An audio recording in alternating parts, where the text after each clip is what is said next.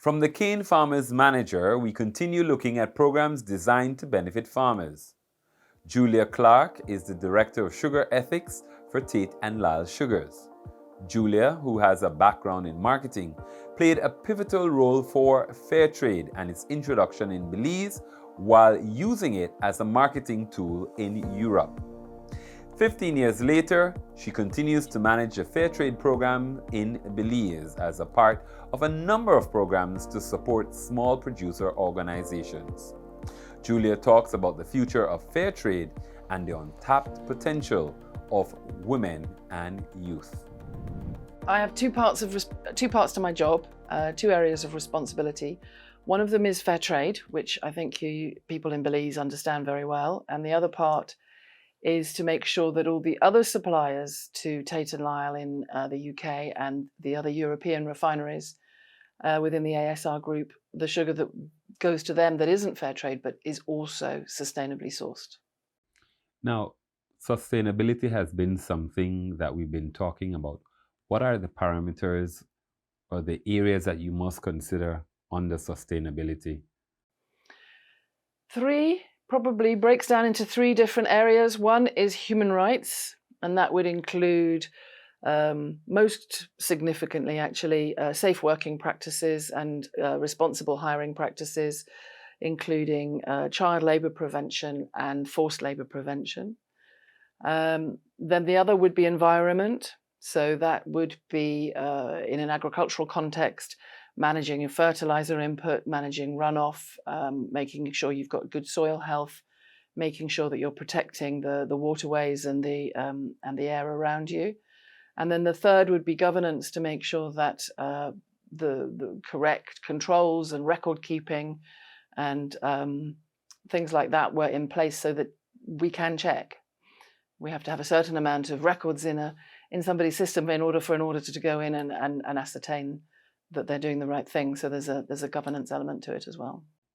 Now, when we talk about fair trade, how do you qualify for fair trade, and how did that end up, or how did Belize end up being a part of fair trade? Well, that takes us right back to the early 2000s. I actually joined Tate & Lyle as head of marketing. My background's actually marketing. And at that time, I was looking for a way to tell the story of the brand to British consumers. Tate & Lyle, being made from cane sugar, has a point of differentiation with the other big brand of sugar in the UK, which is made from beet.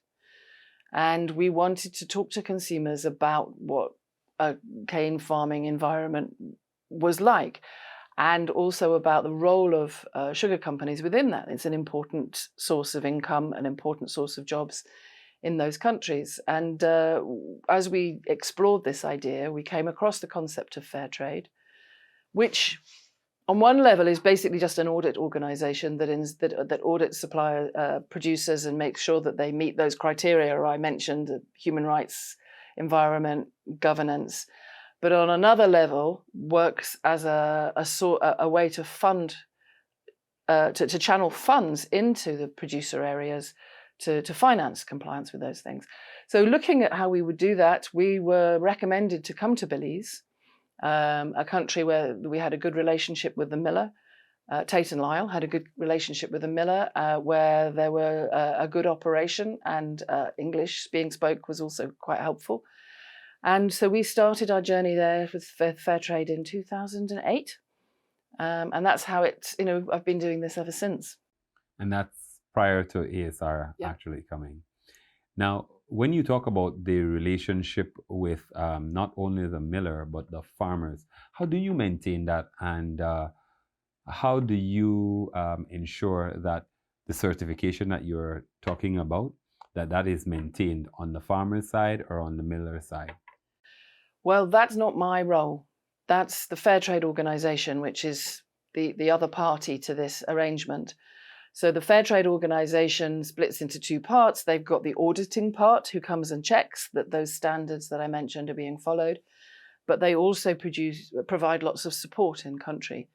At the moment here, we have Miss Yanis Marcia, who works very hard supporting our producers in in Belize. So they're a really important part of this whole arrangement because they are an independent third party who are both supporting and assuring compliance with the standards. So fair trade is not just free money. It's not free money. I'm sure as part of your series, you'll end up interviewing some of the people whose job it is to comply, and it's difficult. It's hard work.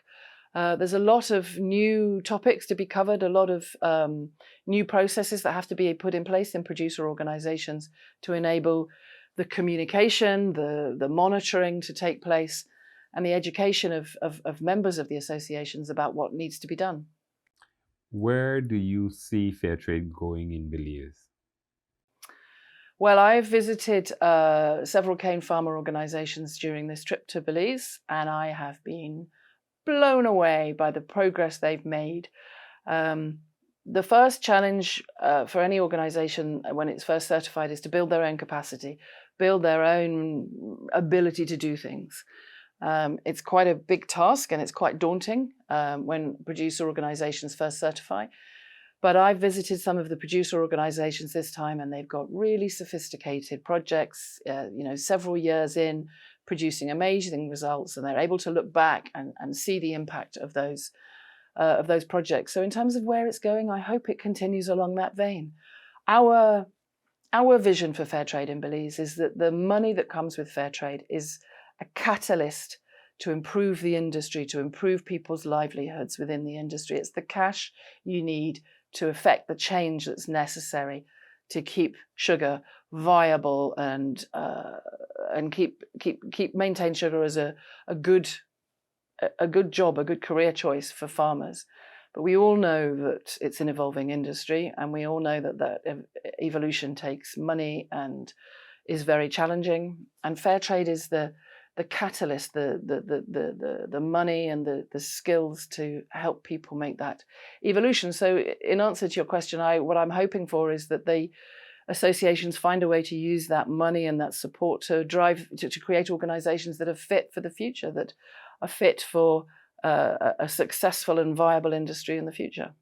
Final question, any areas that you'd like to see the industry move more into?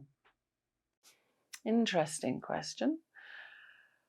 I think you have untapped resource in Belize in women who are often on the margins of the industry, and I've met lots of amazing women here.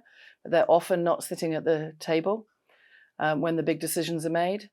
And I also think that you have an awful lot of really great young people who also should be given a voice in the industry, because we're talking about the future here, and they are obviously the farmers of the future.